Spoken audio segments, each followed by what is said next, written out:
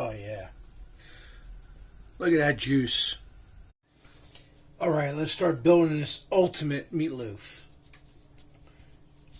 We are going to take, I have here 1 pound of bacon. I hate thin cut bacon because it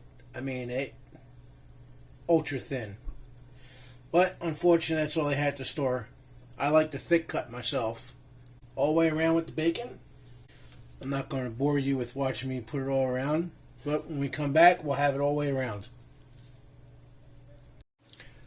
Okay, so now that we have the bed made for the beef, we're going to go ahead and prep the beef for you and show you how we do that.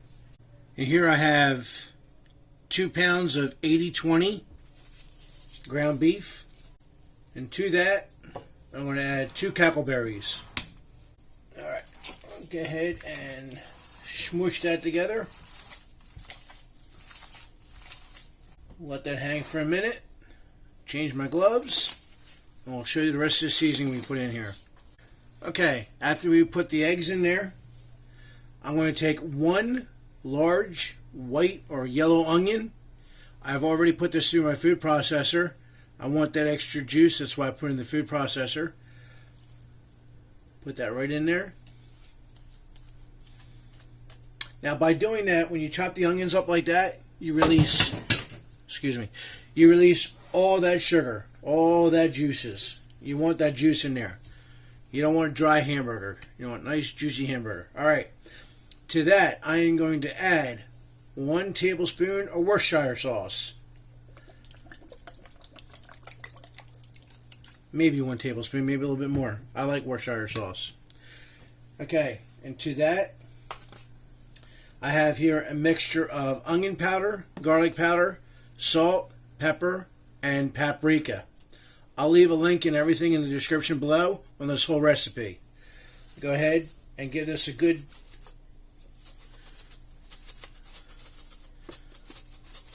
get that seasoning in there. Go the other way. I want to get a good bit of that seasoning. There we go. Alright. Just like that. Get your meat hooks back in there. And get this thing a good smushing together. With the 80/20 ground beef, you got 20% fat. I'm adding the eggs more for the extra fat content, just to get a little bit more fat in there and keep my burger nice and juicy. The Worcestershire sauce is more for flavor. And the onion, well, can't have a meatloaf without onion. The salt, pepper, onion powder, and garlic powder, and that paprika is just going to add the flavor. Alright, now you got this all mixture nice. You're going to take your meat blanket that you have here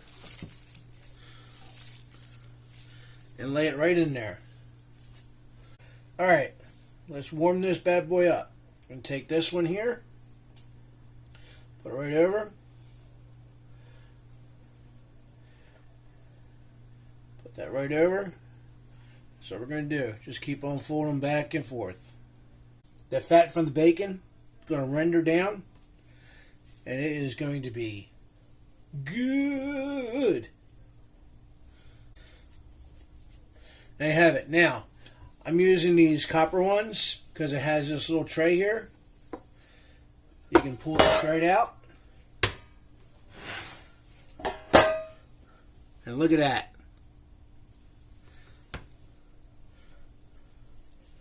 You see anything that's sticking out? Try to cover it up best we can. Oh, that looks just perfect. All right.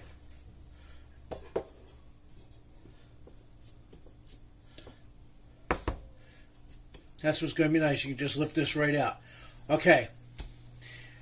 Preset your oven for 350 degrees. This is going to cook between 1.5 hours and 2 hours. We're looking for an internal temperature of about 135 to 140. We'll probe this in about an hour and see where we're at. And we'll show you what it looks like when it's done. Before I put it in the oven, I have a big tray that I put down there. and that's to help any splatter, because the bacon is going to start to sizzle and splatter. And try to keep your stove as clean as possible. I'm doing this inside the house because it's still too cold out there to use a smoker, and it will take forever in the smoker at these temperatures outside. But we are going to go ahead and pull that out of there. We're going to put it in a tray, and we're going to get that thing cooking. I got this little tray here. Like I said, I like this part.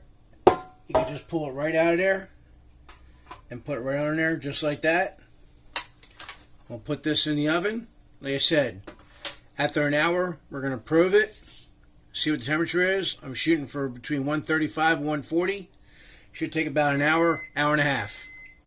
Alright guys, do me a favor. If you've watched it this far, like, subscribe, share this with your friends, and check me out on Patreon and on Amazon. I'll leave a link for it in the description below. Okay, so it's been about an hour and a half, 2 hours, and I'm going to go check the internal temperature. But this so far, take a look at this. This is looking incredible. Oh, that bacon is nice and well done. Gonna be crunchy. All that juice in the bottom. Oh, great gravy. But let's get a temperature here, see what we got. So right in the middle.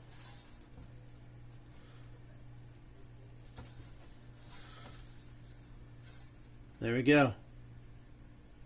135, just as we wanted it. I was expecting that. That's what we got.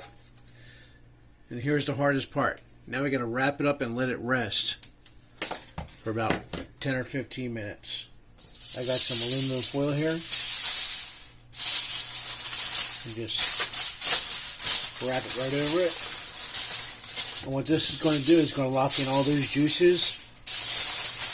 And it's going to rehydrate that meat.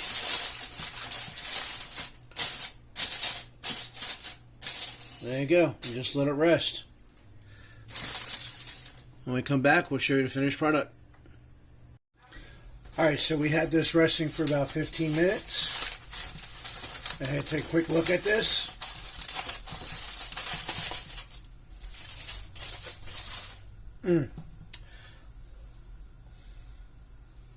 Smells fantastic.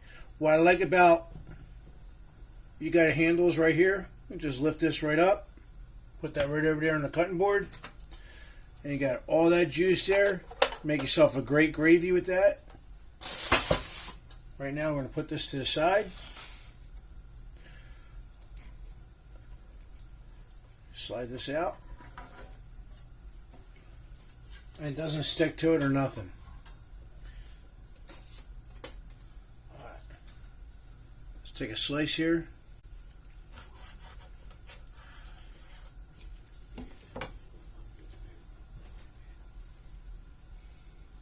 Oh yeah. Look at that juice. Perfect juiciness, tenderness, everything. Can you guys see that? Look how juicy that is. Oh yeah.